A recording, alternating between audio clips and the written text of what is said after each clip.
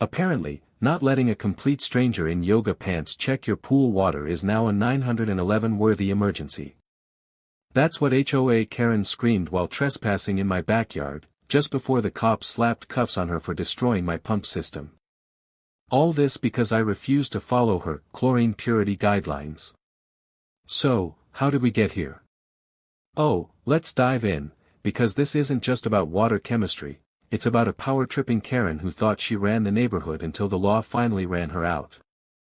I never thought I'd have to defend my pool like it was a government secret, but here we are. I bought the house to get away from chaos, not to invite it over in Lululemon leggings and a clipboard. After 10 years of apartment living, where my upstairs neighbor hosted drum circles at 2 a.m. and my downstairs neighbor ran a nail salon out of her kitchen, I finally leveled up to suburban bliss, a decent mortgage, a big backyard, and the crown jewel of my kingdom, a custom in-ground pool. Heated saltwater, remote-controlled LED lights, even a waterfall. I didn't just want to swim, I wanted to flex while doing it. Everything was perfect until Karen showed up. Karen lived 2 doors down in a stucco palace with artificial turf and the kind of mailbox that screamed, "I peaked in high school." You know the type, perfectly straight hair, surgically arched eyebrows, and an intense, overly cheery smile that said, "I baked cookies, but also called the city on you." She introduced herself the week I moved in by sliding a paper under my door labeled, "Welcome Packet, HOA Guidelines." The thing is, I wasn't in the HOA. That's not me being cute with technicalities, I made sure when I bought the place. My house, along with 3 others, was just outside the border. I didn't pay dues, I didn't get the newsletter, I didn't owe them anything. It was beautiful. Karen, however, refused to accept this. She treated me like a rebellious state that needed to be brought into the union by force. At first, it was harmless passive-aggressive comments, about my trash bins being visible from the street or reminding me to edge my lawn. I'd smile, say no, and go back to watching my dog dig strategic craters in the backyard. But then I started building the pool, and that's when everything changed. The first time Karen approached me about it, I was outside talking to the contractors about pool tile. She walked right up like she owned the lot, squinting at the design plans and asking if we'd filed the proper permits with the HOA. I explained again that I wasn't under HOA jurisdiction. She frowned like I'd just admitted to raising wolves in my living room. "It's not about jurisdiction, it's about community standards," she said. I told her she could take her standards and write them down in her diary because they didn't apply here. A week later, she came back with printed pages from some generic HOA template website, highlighted in yellow, with a sticky note that said, "For your awareness. We'll be watching the chlorine levels." Smiling face with smiling eyes, I laughed, thinking it was a joke. Spoiler alert, it wasn't. After the pool was finished, I threw a small celebration, nothing wild, just grilled burgers, backyard music, and a floating cooler. About halfway through the evening, Karen showed up, uninvited, not even dressed for swimming. She stood at the gate holding a clipboard and a cup of what I hoped was lemonade. She announced she was there to conduct a visual inspection. I told her the only thing she was inspecting was the inside of her own eyelids because she was about to get a door closed in her face. She didn't take it well. The next day, I found a typed letter taped to my door, "Urgent water safety notice," followed by 2 pages of nonsense about chlorine to bromine ratios and residual ppm thresholds. It would have been impressive if it hadn't been obviously copied from Wikipedia. I considered ignoring it, but instead, I bought a massive privacy fence and scheduled a security camera installation for that weekend. Naturally, that only made things worse. I caught her on camera twice, leaning over the fence with a ladle, trying to scoop water into a Tupperware container. She wore gloves, real crime scene energy. When I confronted her, she pretended she was just rescuing a leaf. I asked if the leaf had a chemical analysis scheduled at 3 p.m. She didn't answer, just stormed off in a huff. You'd think that would be the climax. It wasn't even close. Things escalated when she dropped off a handmade flyer titled, "Pool Panic, Are Your Neighbors Endangering Your Family?" featuring a stock image of a child in floaties looking concerned. She went door to door handing them out. Most people ignored her, some even texted me photos of the flyer with laughing emojis. But Karen wasn't deterred. Oh no, she doubled down. Suddenly, she had backup, two of her friends from the actual HOA board, Cynthia and Dolores, or, as I called them, the chlorine cabal. They showed up in my driveway one Saturday, dressed like they were auditioning for Real Housewives of Regulatory Oversight *, holding clipboards and demanding a formal compliance walkthrough. I asked which part of "I'm not in your HOA" was confusing.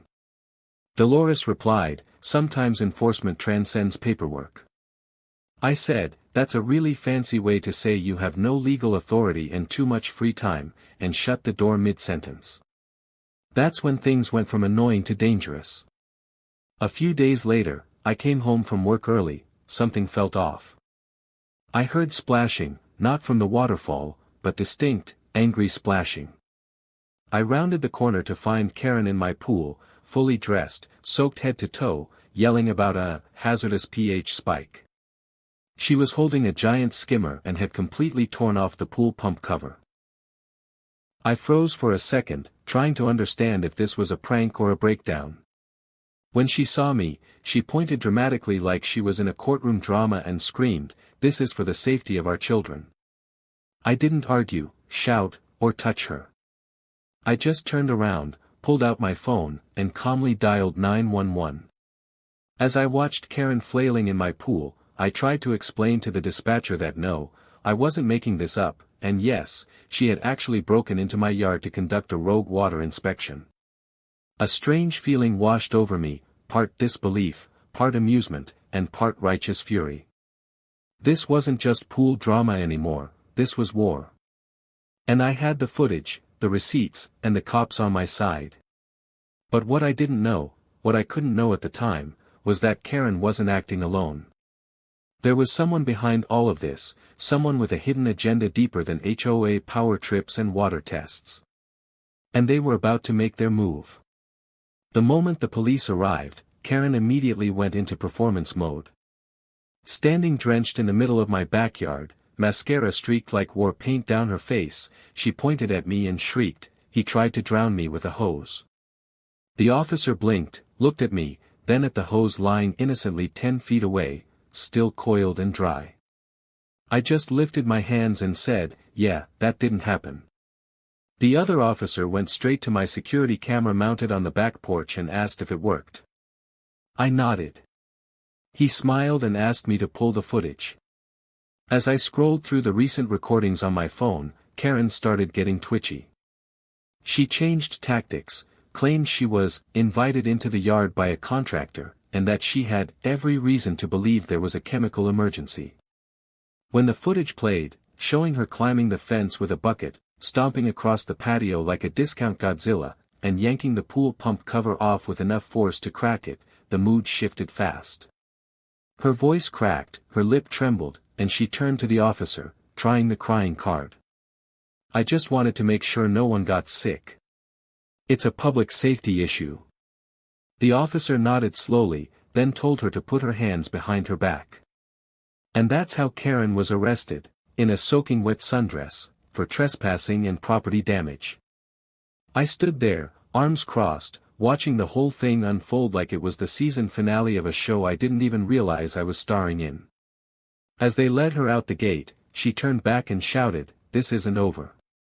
I'll have the HOA deal with you." I shouted back, "Tell them to bring their pool skimmers." She didn't laugh.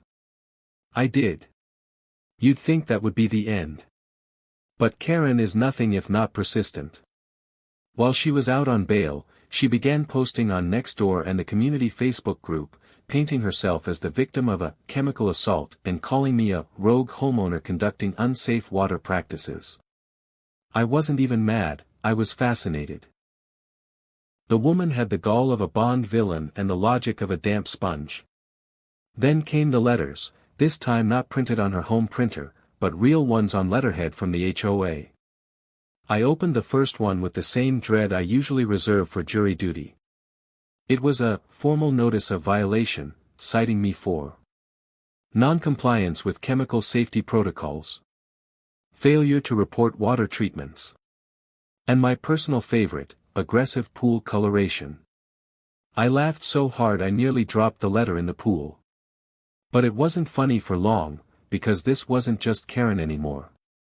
Turns out, she had convinced the actual HOA board, mostly her yoga buddies and bridge club crew, to extend their influence into what they were calling unincorporated adjacent residential zones, which was code for houses we don't control but desperately want to.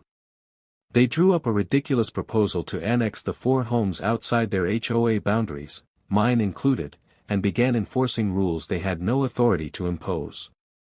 It was like a local government coup, except with more sun hats and clipboard checklists. The next week, I came home to find 2 women I'd never met standing in my driveway. Both wore pastel-colored polos and held clipboards like they were about to audit my soul.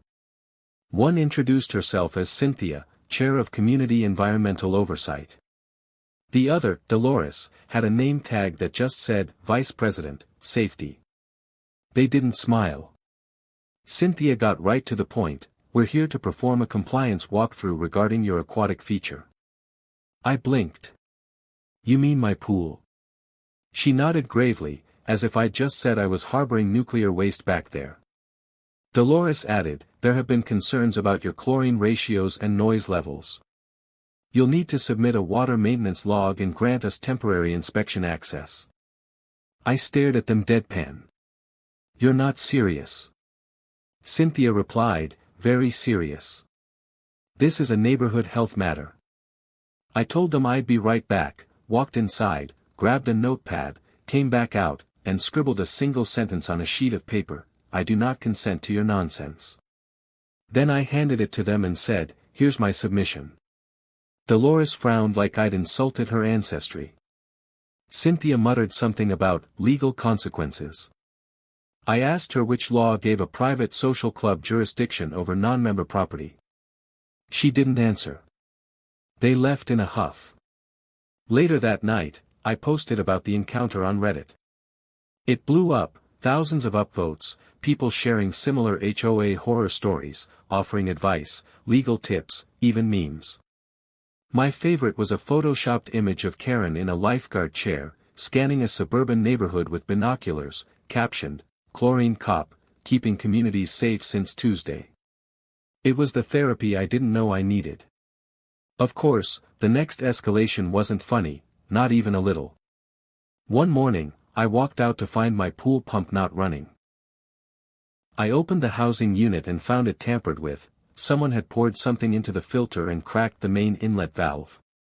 It smelled like vinegar and bleach, probably Karen's special DIY formula.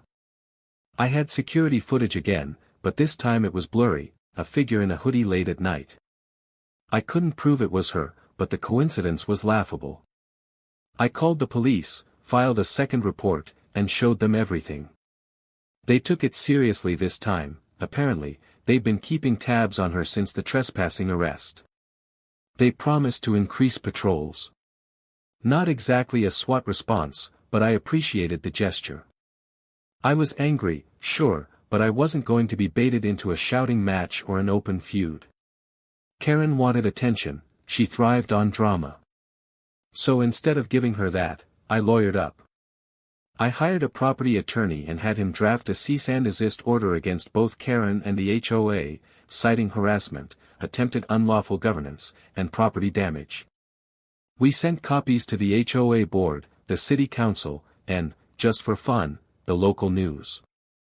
But just when I thought things couldn't get any more bizarre, my lawyer called and said he'd uncovered something strange while reviewing the HOA's charter and historical filings, something that changed everything. Buried deep in their documents was a clause stating that the HOA's jurisdiction could not legally extend beyond the boundaries recorded in the original development agreement, without unanimous written consent from all affected homeowners, notarized and filed. The very thing Karen and her board had ignored. Their entire annexation attempt was illegal. Worse for them, every citation, demand letter, and compliance visit they'd conducted against non-members was completely unauthorized. My lawyer grinned over the phone. We have them. I could have sued immediately, sent cease and desist letters to every board member, and dragged the HOA into court. But honestly, that would have been too clean. Too quick. I wanted them to stew in their own smugness first. So I waited. I let them keep circling my house like vultures with scented candles. Let them drop off their ridiculous water audit request forms and noise complaint warnings, even though my pool hadn't hosted a single party in weeks. Let them think they were winning. Then came the court date. Karen, in a last-ditch effort, had filed a small claim suit against me, accusing me of willful chemical negligence, verbal intimidation, and the ever-hilarious attempted aquatic assault. Her complaint read like a fever dream scribbled during a wine hangover. She claimed I'd set chlorine traps and used unnatural light reflection to cause visual disorientation. My lawyer nearly broke a rib laughing. We countersued for damages to the pool system, legal fees, emotional distress, fraud via impersonation of legal authority. The judge, an older gentleman who looked like he'd rather be anywhere else, dismissed Karen's case immediately. My countersuit? Approved. She was ordered to pay over $33,000 in damages and legal costs.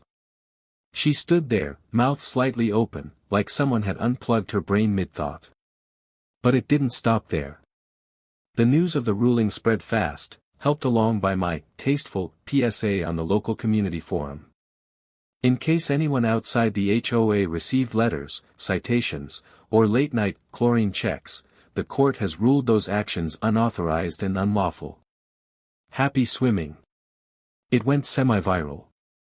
People started sharing their own Karen horror stories. The woman who was told to repaint her fence a specific shade of beige. The retired couple accused of hosting an unpermitted gathering, it was 6 people and a Bluetooth speaker. The dad threatened with a CPS call because his sprinkler flooded communal property, it was his own lawn. The HOA board panicked. Cynthia resigned. Dolores tried to push for temporary suspension of external enforcement. Karen. She insisted they stand their ground. Nobody listened anymore. She was radioactive. Then came the final twist, the city stepped in. After reviewing the evidence, they audited the HOA's activities, and it was a disaster. False compliance documents. Forged signatures. Financial mismanagement. The city didn't just fine them, they dissolved the HOA entirely. Karen's last act. A 4-page, unhinged neighborhood email titled, "A Message from Your True Community Leader," rambling about vigilante homeowners, and announcing her new, private standards committee. No one responded. My pool pump works perfectly. The fence stands tall. The only person who tests the water is me, usually while floating with a cold drink. Karen. I still see her walking her dog. No clipboard. No eye contact. The woman who once believed she was the guardian of community purity now barely speaks above a whisper. Was it shame? Fear? Or just the realization that the neighborhood was never hers to command? Either way, all it took to remind her was a little chlorine, a security camera, and a very patient man who refused to be bullied by a laminated flyer. So the next time someone demands access to your pool like they're the suburban EPA, remember this story. Smile. And say, politely but firmly, "Get off my property."